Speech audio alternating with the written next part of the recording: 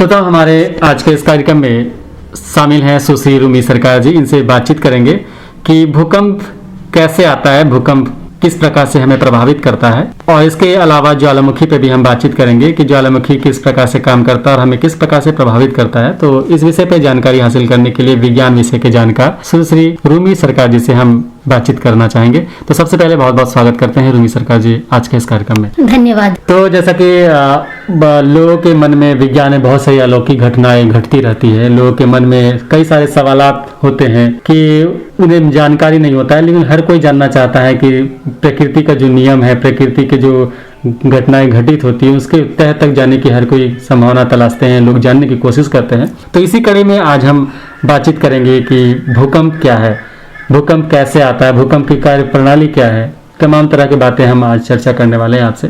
तो हमारे श्रोताओं को भी संबोधित करते हुए हमें बताइए कि भूकंप की घटनाएं कैसे होती है। देखिए, भूकंप जो होता है वो इसको ऐसे डिफाइन किया जा सकता है कि sudden shaking of the earth which last for a few seconds, मतलब कि कुछ वक्त के लिए पृथ्वी थोड़ी हिलती है जो हम महसूस करते हैं। वैसे तो इसका कम समय के लिए ही आता है, लेकिन महसूस भी नहीं हो पाता है। तो ये जो अचानक से थोड़ा सा पृथ्वी हिलता है, तो हमारा घर वगैरह आप देखे होंगे कि आप अचानक बैठे हैं तो पंखा कुछ अजीब सा हिल रहा है या कुछ सामान गिर गया, हाँ वो हिलने लगता है, तो उसी को कहते हैं भूकंप। तो लोग इससे काफी डर जाते हैं और एट ए टाइम वो कुछ समझ नहीं पाते, लेकिन ये समझना जरूरी है कि ये एक नेचुरल फिनोमेना है और ये कभी कभी चूंकि ये डिजास्टर का रूप ले लेता है, लेकिन कई बार ये कुछ इफेक्ट नहीं करता है। तो इससे ऐसे डरने की कोई जरूरत नहीं है, लेकिन अगर आप प्रिकॉशन लेते हैं तो आप समझ जाएंगे। तो भूकंप को समझने के लिए सबसे पहले एक चीज समझना होगा पृथ्वी की संरचना के बारे में, कि पृथ्वी किस तरह से बनी हुई है। तो पृथ्वी जो है और तीन उसका पार्ट है, तीन लेयर है।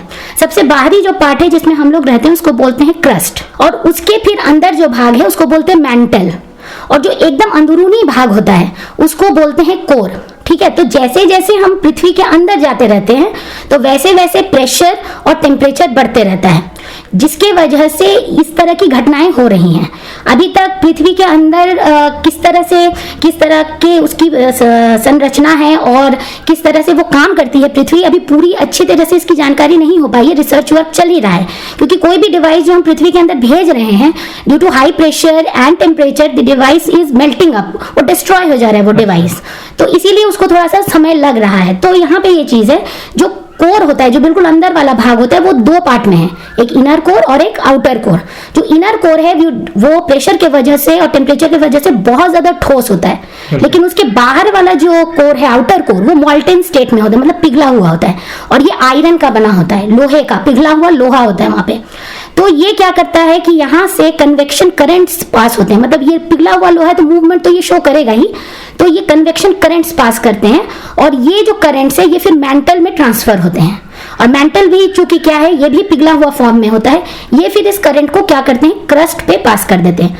जो हमारा क्रस्ट है जहां पे हम रहते हैं वो टेक्टोनिक प्लेट्स का बना हुआ है। ठीक है, जैसे आप देखते होंगे प्लेट्स किस तरह एक दूसरे के ऊपर चढ़ जाती है, कभी कोलाइड कर जाती है, तो इसी प्लेट्स से ये क्रस्ट बना हुआ है।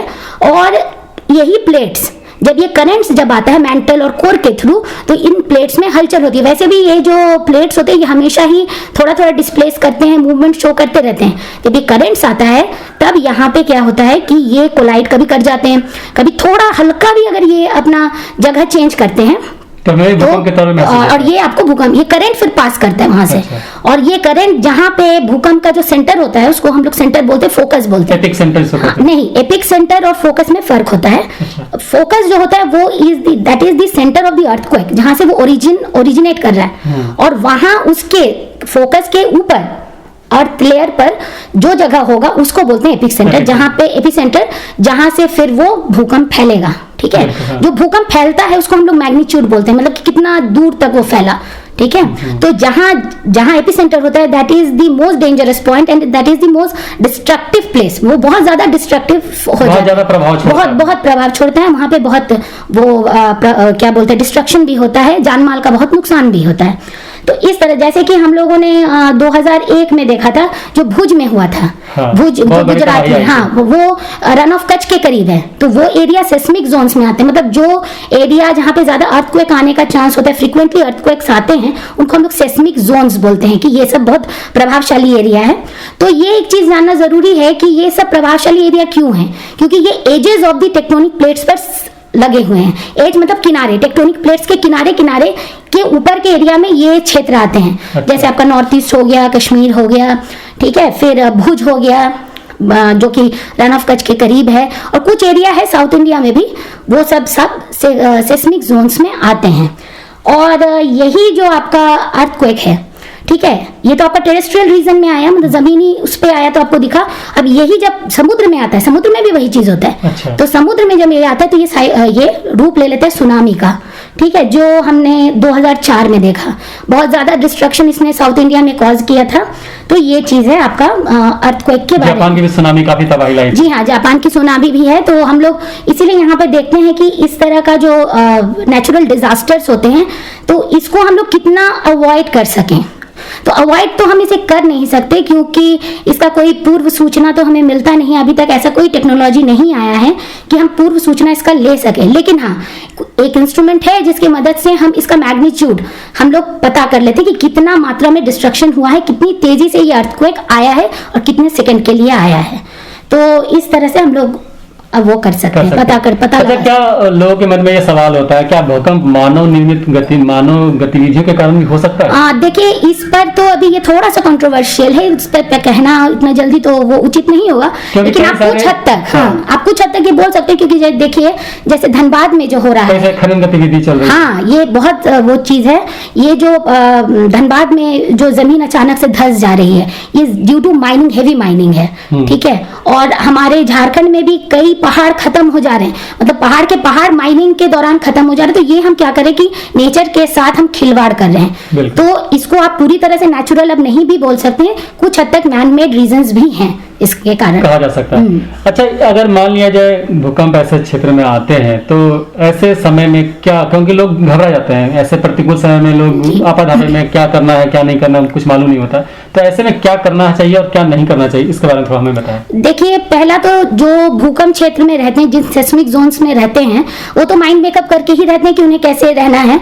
तो वो तो अपना घर का जो बनावट है उसी तरह बनाते हैं, मतलब उनका जो घर है वो बैम्बूस का, वुड का, मड का, इसी तरह का होता है। वो सीमेंट और ब्रिक्स को अवॉइड करते हैं, क्योंकि अगर भूकंप आता है और वो गिर जाता है तो ज्यादा नुकसान होगा, ज्यादा जान माल का नुकसान होगा। तो वहां के लोगों को तो पहले से ये अवेयरनेस रहता है कि हम इस तरह के जगहों पे रहते हैं तो हमें कैसा रहना है। लेकिन कई बार ऐसा हो जाता है कि जो नए क्षेत्रों में भी होता है, तो उस दौरान पहले तो पैनिक नहीं होना चाहिए, ठीक है, कि आप डर मत जाइए तुरंत, आप थोड़ा मन को शांत रखिए। दूसरा, र्यूमर आप मत फैलाएं। कई बार देखिए कान में कुछ हम इधर का बात उधर हो जाता है, तो उस दौरान भी बहुत गलत मैसेजेस ट्रांसफर हो जाते हैं। और जो घर में या बाहर हम लोग अगर हैं, भूकंप आ गया, तो अगर घर में अगर हम हैं तो हमें कोशिश करनी चाहिए कि जो बड़े बड़े आपके कुछ चीजें हैं, जैसे कि अलमीरा हो गया, फ्रिज हो गया, ठीक है, इनसे आप थोड़ा दूरी बना ले।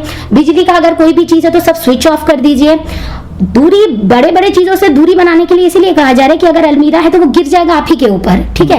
कोशिश कीजिए किसी टेबल के नीचे या आप अपने बेड के नीचे पिलो को लेके अपने सर को बचाए, सबसे पहले सर को बचाए, दैट इज वेरी डेलिकेट।